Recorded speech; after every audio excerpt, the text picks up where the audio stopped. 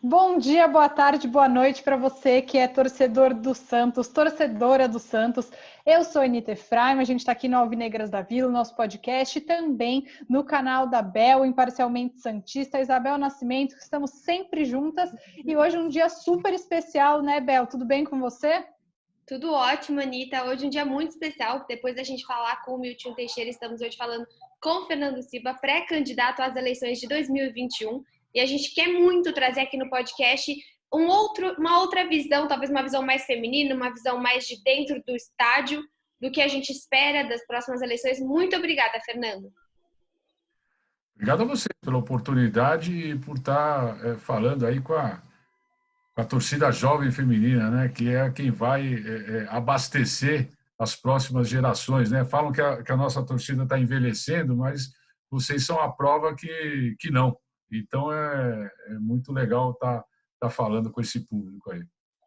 Acho que o que todo mundo quer começar sabendo é, oficialmente, é pré-candidato ou tem alguma chapa que vai apoiar? Quem é Fernando Silva hoje, em julho, no cenário da eleição que acontece no fim deste ano? Hoje a gente podia dizer que a gente, pode dizer seguramente que a gente é pré-candidato. A gente estava vendo a densidade eleitoral, né, o número de apoiadores, quanto é que o nosso plano de gestão tinha sinergia, né, com o público, com o associado. Isso foi acelerado muito, né, cresceu muito rapidamente por causa da nossa história no Santos, por causa das nossas propostas. E hoje eu diria que nós temos um grupo hoje muito mais forte e preparado do que eu tinha, por exemplo, em 2014, quando eu fui candidato.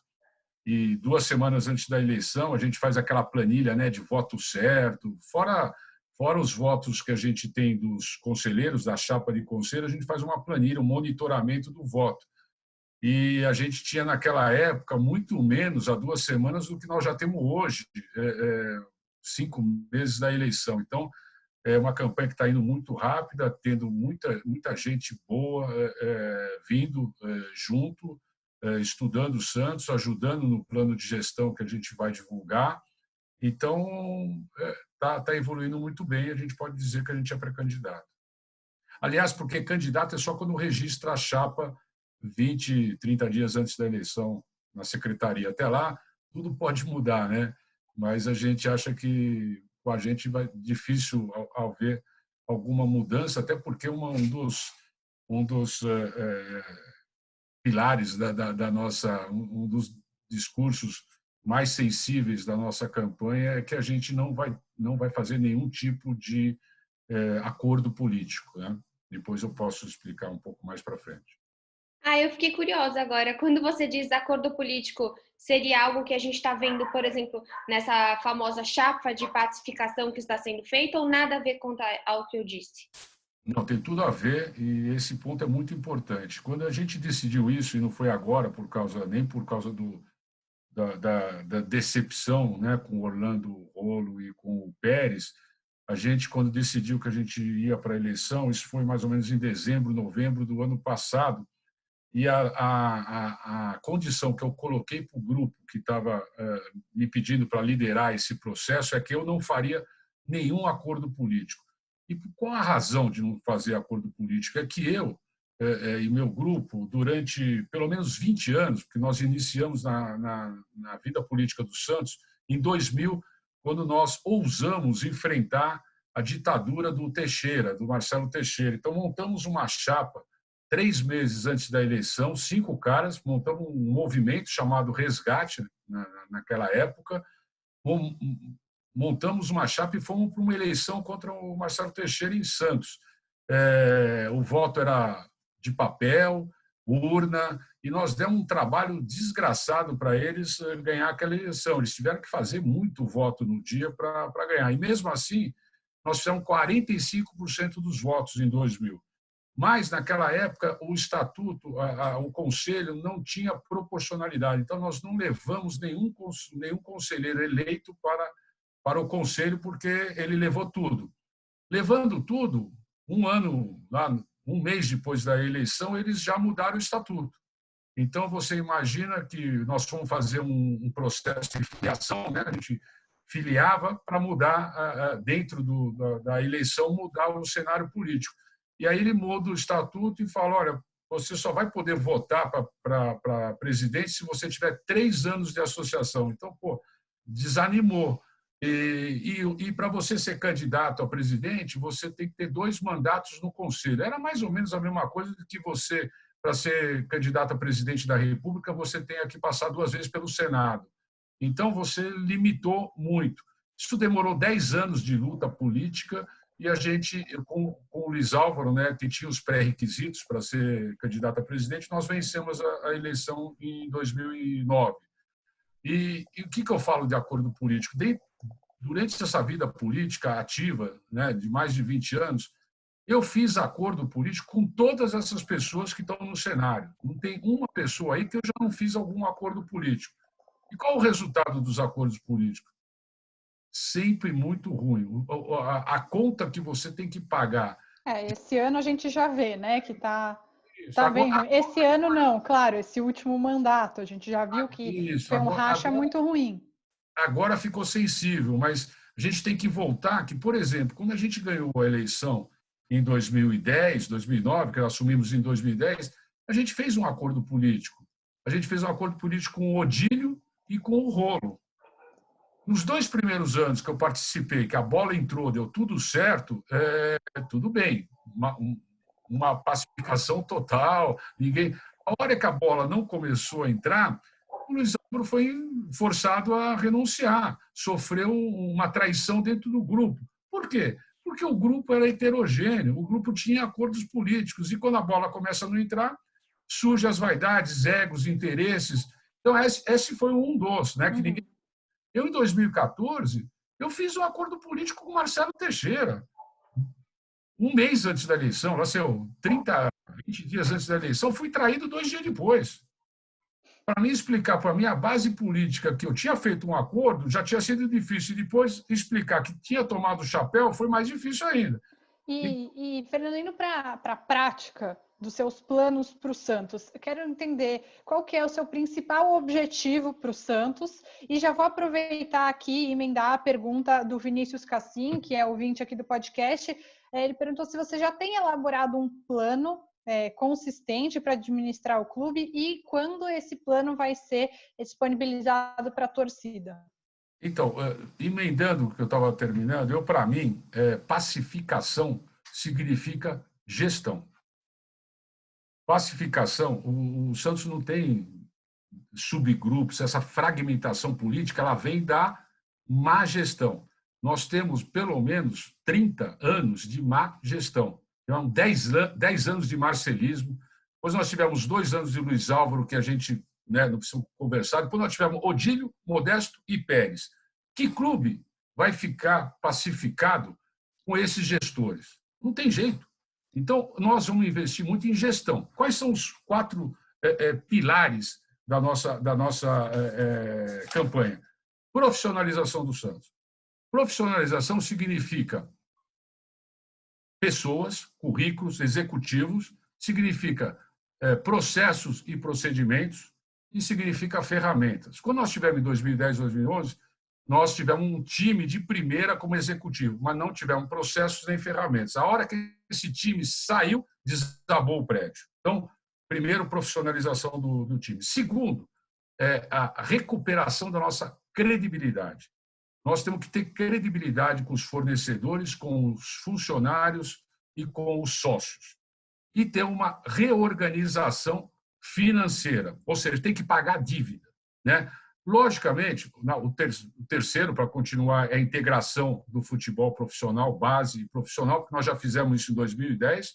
E o quarto é um Innovation Hub. Nós temos que trazer a molecada, as startups, a inovação. O Santos tem que ser o centro de captar tudo isso. Eu sou um cara de inovação.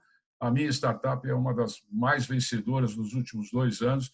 Então, a gente está nesse meio e já tem time correndo na nossa frente. Então, esses são os 4 pilares, que significa ter uma gestão. Então, o meu time de gestão são pessoas, a gente pode passar por várias áreas, que estão preparando seus planos de gestão.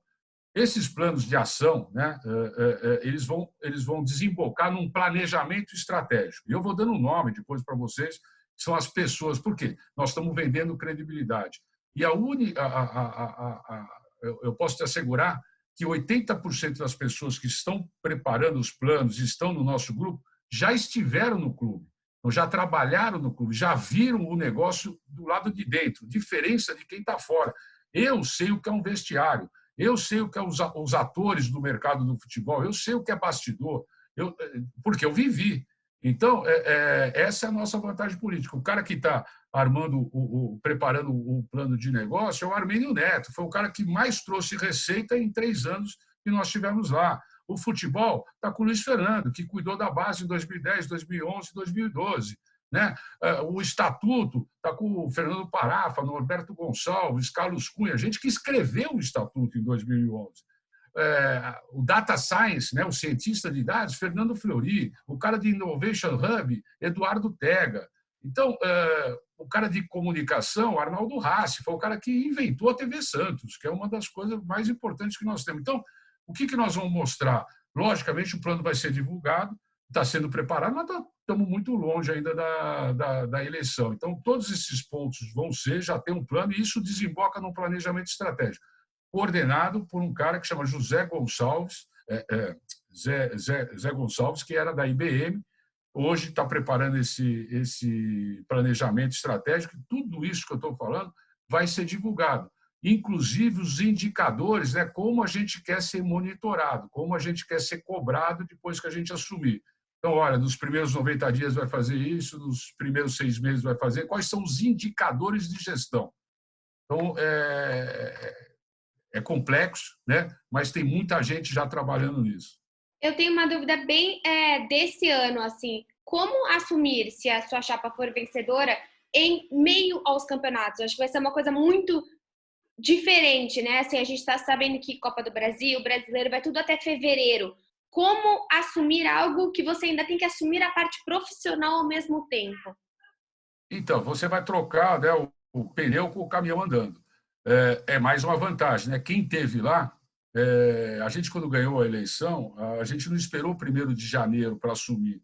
Nós ganhamos a eleição no sábado, na segunda-feira, cada um já sabia onde estava e cada um já tinha o seu script, cada um já sabia o que fazer. Hoje é mais fácil ainda porque a gente já sabe. Então, você pode começar a abrir os armários e sair os cadáveres que vão estar lá. Mas, mais ou menos, você já sabe, porque tem coisa que é divulgada, né? Por exemplo, dívida trabalhista, receitas que o Santos já tomou antecipada, a parte de jogador. Essa semana está dando para saber bem as dívidas que o Santos tem, inclusive. Né? Semana bastante complicada.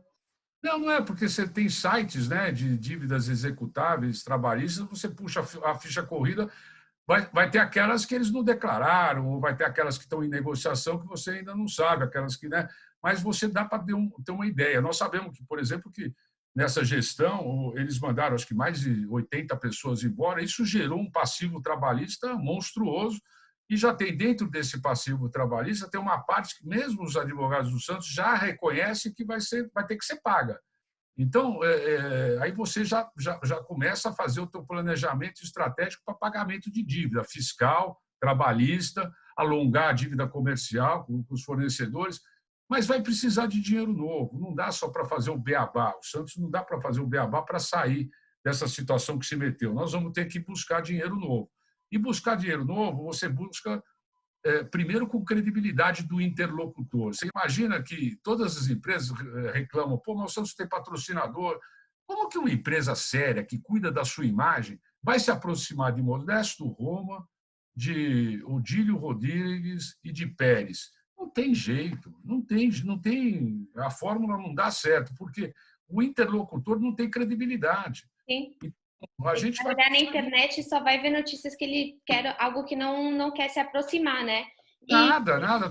Tudo que é obscuro, tudo que né, tem jeitinho, não tem transparência, o presidente marca e não aparece, o outro, a gestão dele, ou ela beira o amadorismo, ela beira perto daquele negócio que não é muito ortodoxo. Então, ninguém se aproxima de uma empresa assim.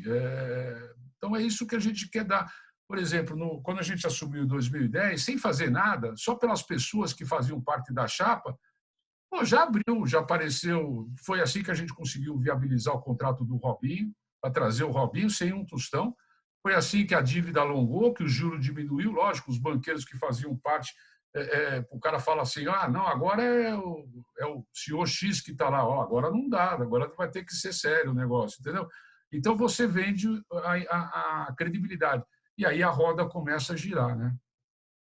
Uma pergunta que eu queria fazer para você, Fernando, que uma questão muito cara a mim e a Bel, quais são os seus projetos para as Sereias da Vila? A gente vê hoje o Santos como um grande um clube de vanguarda, inclusive esse foi um projeto que na gestão em 2014, se eu não me engano, eles acabaram com as Sereias da Vila, né? Ainda na gestão que começou com o Laor, e hoje o Santos conseguiu se reconstruir. Isso era um projeto muito forte do Modesto Roma, inclusive, que o Pérez conseguiu levar a cabo de uma maneira positiva, na minha opinião. Não estou aqui elogiando um monte de coisa em relação ao Pérez, mas justo acho que ele e o Modesto conseguiram investir de uma forma bastante interessante no futebol feminino. Queria saber qual que é a sua visão sobre esse projeto, qual a importância que você dá para isso, ainda mais no momento de crise e que a gente vê vários clubes tomando a iniciativa de acabar com o futebol feminino.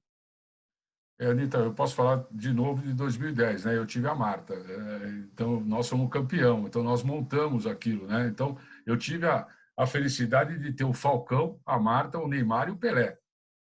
Então tudo junto, né? Você lembra que o Robinho chega de helicóptero e quem está esperando ele no gramado da Vila Belmiro? Charlie Brown e Pelé.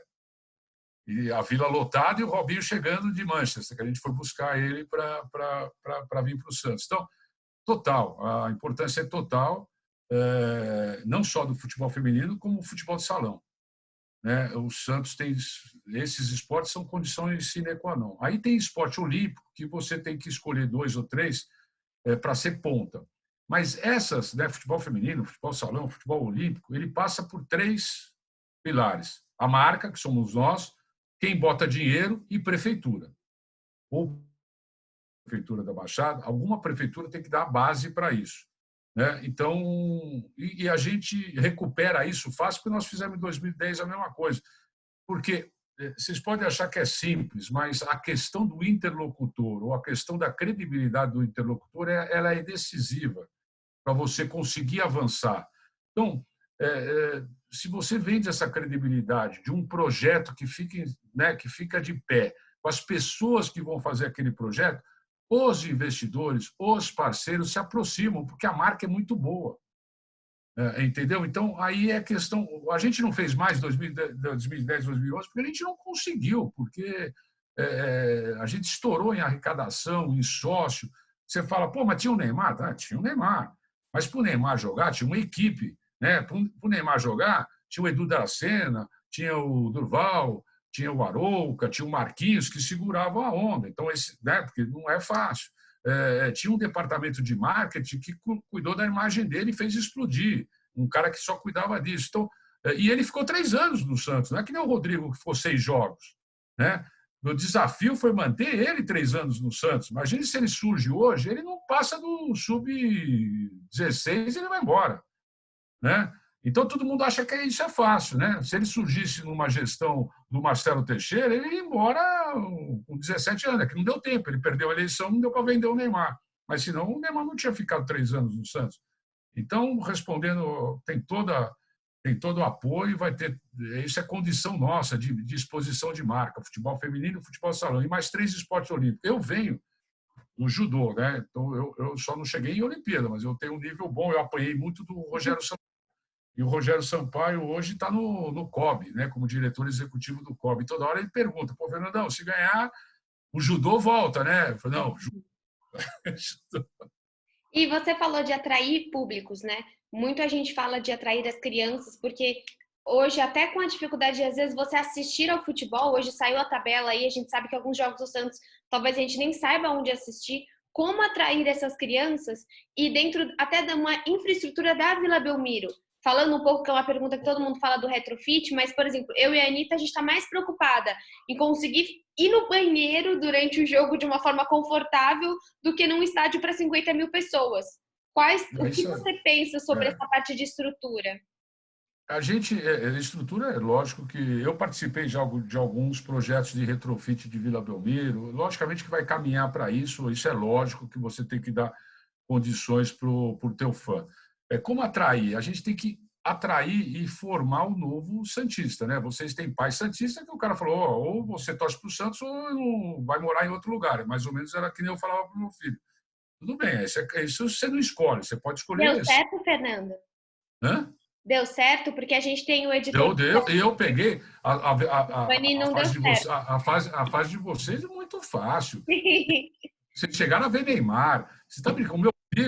Meu filho, por que nós montamos uma chapa em 2000? Porque quando a gente entra aquela bola do Ricardinho, a gente perde o campeonato, no dia seguinte eu estou levando ele para o colégio, ele fala, pai, dá para ir devagar? Eu falei, como devagar? 8 horas, bate o sinal, você tem que entrar. Não, eu preciso chegar atrasado. Porque se eu chegar antes, os caras vão me bater, vão me tirar tanto sarro. Eu sou o único santista que tem no colégio. Pai. São os famosos meninos da fila, né? Então, isso é inegociável. Você pode escolher qualquer coisa, ser bandido, ser qualquer coisa. O santista não tem jeito. Hoje não, veio o Neymar, ficou fácil. A gente recuperou, muito pai recuperou filho, né, em cima do Neymar.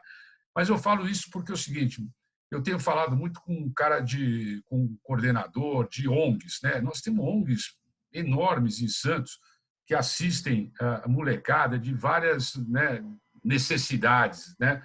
E tem um cara que chama Alex Paulo, que é um ex-jogador do Santos, que tem mais de 1.500 crianças na ONG dele. ONG, colégio estadual, colégio na Baixada, não temos que dominar. O Santos tem que ter uma obrigação, e nós somos o primeiro que botou a Silvana Trevisan, em 2010, fazendo a relação social, todo esse backup, né, para as crianças. Nós temos que trazer as crianças. Não pode ter jogo do Santos que não tenha 200, 250 crianças assistindo. De graça? É daí que, se você vai renovar, você tem que dar o transporte e lanche e deixar a criança ali. Porque o Palmeiras já faz isso há 1 ano e meio, 2 anos. Não tem jogo do Palmeiras, uma coisa que não tem lá no cantinho. As crianças, você vai prestar atenção, o estádio é uma experiência fantástica. Então, isso faz parte. De onde você tira? Primeiro, nós temos que dominar a Baixada inteira. Não é Santos com 600 mil habitantes. Nós temos 2 milhões para trabalhar, mais o ABC. Vamos fazer a lição de casa aqui, torcida feminina e criança. É a mesma. Fernando, aproveitando essa parte de diversidade, a gente sabe que o Santos tem muita torcida no Paraná, por exemplo, no interior paulista, né, no Vale do Paraíba também. Você tem algum projeto em relação a isso? Levar os jogos do Santos para fazer essas caravanas, mudar o programa de sócio para abarcar essas pessoas, para que seja interessante para elas também? Qual que é o seu projeto para ampliar? Porque a gente fala muito, o Santos não é de Santos, o Santos é do mundo. Mas será que a gente não precisa levar o Santos para mais lugares dentro do Brasil ainda? Então, exatamente. E por onde você começa? Por onde você tem que dominar primeiro? Tem que dominar perto da tua casa primeiro. Pô, se você vai na Praia Grande e tem um cara com a camisa do Corinthians, do Palmeiras, do PSG, pô, não tá legal. Então, você tem que dominar a Baixada, depois você tem que dominar o ABC, depois você vem e junta na capital. Primeiro, vamos fazer a nossa lição de casa. Segundo, em 2010, 2011, nós tivemos 50 mil sócios adimplentes. Pô, onde estão esses caras que sumiram? Por que? Eu me pergunto. Então, nós temos um grupo, né, como eu falo, tem grupos que vão apresentar isso daí, grupo de sócios. O que os caras estão? Estão estudando qual é a empresa no mundo que melhor trata cliente. A empresa que melhor trata cliente, na minha opinião, é a Disney. Né? A Disney trata... Então, espera um pouquinho, vamos ouvir como eles tratam o cliente, né? E vamos ouvir como a gente passa isso, né, para a nossa realidade. Segundo, nós estamos conversando com alguns times da Major League. Pô, como é que é o programa de sócio de vocês? Como que é os caras estão anos-luz na nossa frente. Então, nós estamos aprendendo para escrever o nosso plano de ação. Mas, primeiro passo é o seguinte, vamos dominar na nossa região. Segundo, vamos recuperar aqueles sócios que um dia já foram sócios e deixaram por quê? Ou porque não tem. Para isso tudo, eu sou um cara que eu decido, eu gosto de tomar decisão, mas eu decido em cima de números, de dados. Por isso é que nós temos na nossa equipe o Fernando Fleury, que é um cara que trabalha com dados, com bancos de dados, porque nós temos que cruzar tudo isso e chegar lá. Por que a Isabel está no Santos? Por que a Anitta é sócia? Por que a Josefina deixou? Qual foi a razão? Foi a mensalidade? Foi o banheiro? Ou seja, tendo posse de todas essas informações, vai cair num plano de ação nosso que vai estar direcionado para isso. Tem gente que não vai porque mulher não vai, porque não pode ir no banheiro, então ela não pode beber, então ela não consome, e aí vira Mas isso é primário. Tem várias outras coisas que a gente tem que fazer. Ou seja, eu sou um cara que eu atuo em equipe. Então, tem muita gente trabalhando que são especialistas nisso e que vão apresentar. Né? Eu tenho uma visão geral muito boa, mas eu não sou especialista em todas as áreas. Né? E você pode estar seguro que essa de relacionamento com sócio, não só com sócio, com torcida, que não é sócio e que tem que virar sócio, com sócio, com embaixadas, a gente vai tirar aquela régua, vai baixar, você tem 5 pessoas adimplentes em qualquer lugar, você monta uma pré-embaixada. Quando você chegar a 100 adimplentes, você vira uma embaixada. Então, aumentar esse número, exponencializar esse número. Nós temos uma ferramenta que nós colocamos no Estatuto em 2011, o pessoal fala de voto à distância. Não é voto à distância, é voto online. Isso já está no Estatuto, é só fazer. Então, a pessoa que mora no quarteirão da Vila Belmiro, ela não quer ir votar, ela vota da casa dela, como vota o cara do Paraná, como vota o cara... Então, é voto online, que não é só usado para eleição, ele tem que ser usado para ser um instrumento gerencial. Você pode consultar sobre decisões importantes, você pode, né? E aí o sócio fica participativo, porque pegar o voto numa eleição ou perguntar onde você acha que deve ser a Arena do Santos, eu tenho um perfil de arena assim, será que você... o que você tem a comentar? Ou seja, interagir. Então, isso vira uma ferramenta muito importante. Então, não é só o voto, mas é fazer uma administração voltada para o teu cliente, que é o teu sócio. Eu acho isso que você disse muito legal. Até eu vejo inúmeras ideias de torcedores quanto à camisa, né? Eu vejo muito isso na internet, camisas novas. E uma outra coisa interessante que você falou, mensalidade. Conversando com pessoas de torcida jovem, às vezes a mensalidade da torcida jovem é super cara e as pessoas preferem se associar à torcida jovem do que ao sócio, porque ela se sente mais acolhida engajada, dessa maneira, engajada, né? Exatamente. Como também nós temos que, a gente não pode desconsiderar que nós vamos viver uma recessão. No cenário mais otimista, 2 anos de recessão.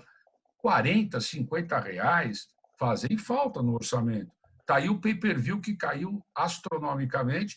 Outro dia eu peguei um Uber, outro dia não, um mês atrás, o cara tinha 70 reais. Ou ele botava gasolina ou ele comia.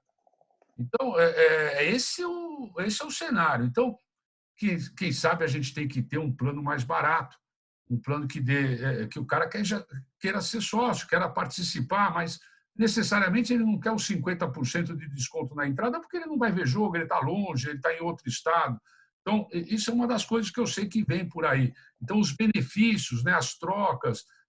Tem gente que gosta de chegar no lugar e mostrar a carteirinha. Eu, quando fiquei sócio, eu adorava mostrar a carteirinha. O cara começava a discutir comigo, eu falava, mas você é sócio ou você não é sócio? Você não é sócio? Está aqui, eu nem vou discutir com você.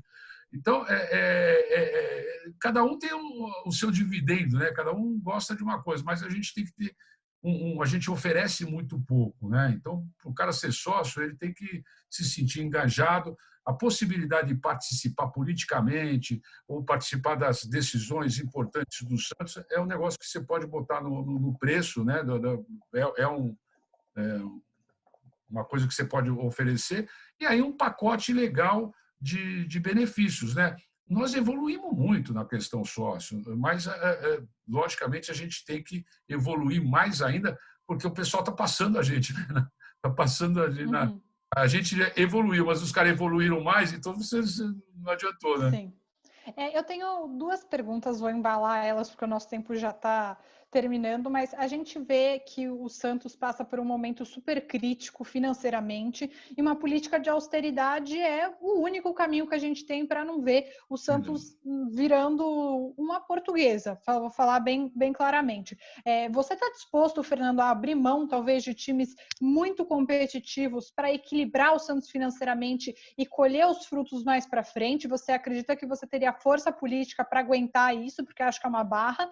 E também falando sobre uma possível gestão, a gente vê que tem coisas muito ruins, como, por exemplo, as dívidas, mas tem coisas legais que vieram na gestão Pérez. Tem, por exemplo, o contato com os ídolos eternos, as redes sociais, que são muito legais, pelo menos na minha opinião. Muita gente elogia o trabalho do William Thomas, por exemplo. Você manteria esses trabalhos que você considerasse de qualidade, ou você faria uma varredura de tudo que foi gestão Pérez? Então, essas são as coisas que a gente aprende, né? Eu, quando entrei em 2010, eu estava com sangue nos olhos, né? Eu não consegui mandar ninguém embora, porque os caras foram embora antes de eu conseguir mandar embora. Mas eram 10 anos de luta política, né? Então, aí você vai evoluindo, vai passando o tempo, é totalmente errado isso. Você precisa, hoje, você já precisa saber quem está lá.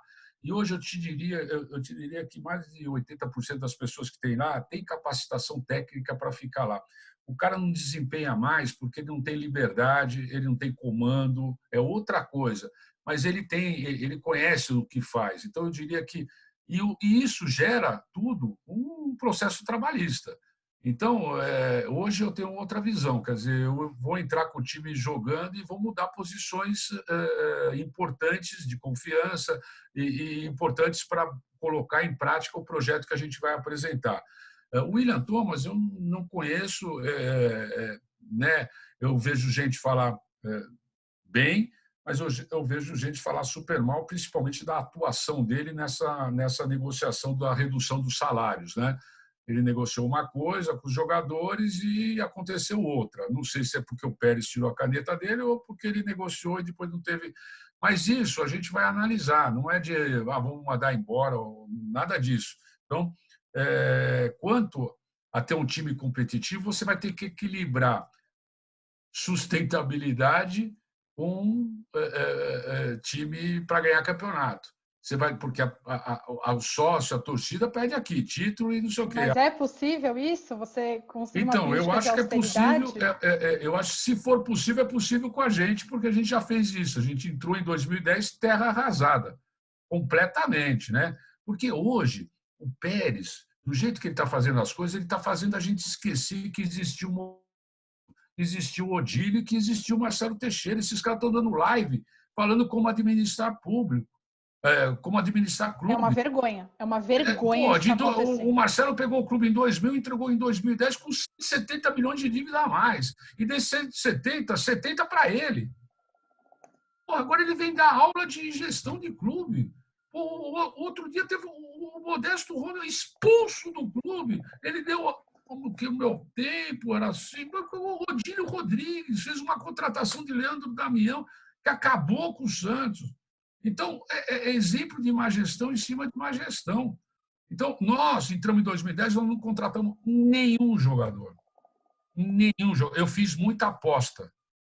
Todo mundo gosta de falar que das apostas que deram certo. Alexandre, Danilo, Zé Love, André, um monte. Mas também teve um monte que não deu certo. Só que o monte que não deu certo custou baratinho, ninguém lembra. A gente tem muito pouco tempo por causa do Zoom. Você acha que, para última pergunta, assim, acho que todo mundo quer saber, a resposta está na base? Sem dúvida nenhuma, mas a base do jeito que está, não. A base que nela estava, que ela ficou em 2010, 2011. Você tem que restabelecer os canais, não chega mais jogador, e o jogador, quando chega com 3 empresários, 2 mães, 4 namoradas e 5 pais. Não dá. Então, você tem que restabelecer. Não chega mais que nem... Hoje você tem que ser agressivo no mercado. Por exemplo, o Palmeiras, que não jogava, não botava moleque para jogar no time titular, no time de cima, já está colocando, já virou um rival teu. Porque a gente trazia muito jogador, porque o Santos tinha a percepção do mercado que o moleque conseguia jogar no time principal mais rápido do que ele jogava em outros. Hoje, não. Então, e a nossa formação está muito fraca. Nós perdemos muita gente, mas perdemos muita gente no campo técnico, né? No campo de de formação. Falta Então, um trabalho mais consistente também, né? Um treinador que fique mais tempo, um bom trabalho na Copa São Paulo. E você acha, por exemplo, quando você diz ser agressivo, o Pérez nesse momento, a partir de quando ele diz que ele está do lado dessa MP, que favorece aí as transmissões de jogo por conta do mandante, é esse tipo de agressividade que você acha que você quer ver no Santos? Não, ele está indo ele não conhece o assunto. Agressivo é você sair para o mercado e captar. Os caras estão tomando jogador. Outro dia, eu soube que o Zé Roberto ele podia parar, ele está rico para as 15 gerações dele. O Zé Roberto jogou no Palmeiras. Ele foi no interior da Bahia pegar um moleque, um talento e tirar do Santos. Tirar do Santos, pegar o contrato e tirar. O Zé Roberto foi no interior da Bahia buscar um moleque. Isso é ser agressivo. Né? Então, o jogador é do Santos. Né? Então. Em questão de imagem, você acha errado o Santos se aliar a esse grupo, que está indo contra a Globo, principalmente? Não é contra a Globo. A salvação de qualquer time de futebol vai ser gerar o seu conteúdo e vender o seu conteúdo. Se isso vai ser o ano que vem, daqui um mês ou daqui 3 anos, é isso. Não tem. Nós vamos ter que vender para a Netflix, para a Amazon. Nós vamos ter que produzir e vender. A Globo vai continuar sendo um ótimo parceiro enquanto existir televisão aberta, né? Televisão fechada. Isso tende a mudar. Vocês são dessa juventude que vem aí. O cara nem sabe o que é TV aberta mais, entendeu? Então, nós vamos vender para Netflix, nós vamos produzir. Você vê o filme do Michael Jordan, foi né? E o Neymar, outro dia, a Netflix já está filmando ele há quase um ano. Se o PSG vira campeão da Copa dos Campeões agora, já vai sair uma vida do Neymar igual foi a do Michael Jordan. Fernando, nosso tempo acabou, mas a gente quer te agradecer demais pela sua disponibilidade, o seu tempo, e a gente segue falando nesse caminho até que as eleições aconteçam. Obrigada e até a próxima. Obrigado a vocês, foi super válido aí. Estamos à disposição, tá? Então tá bom. Até. Tchau, tchau.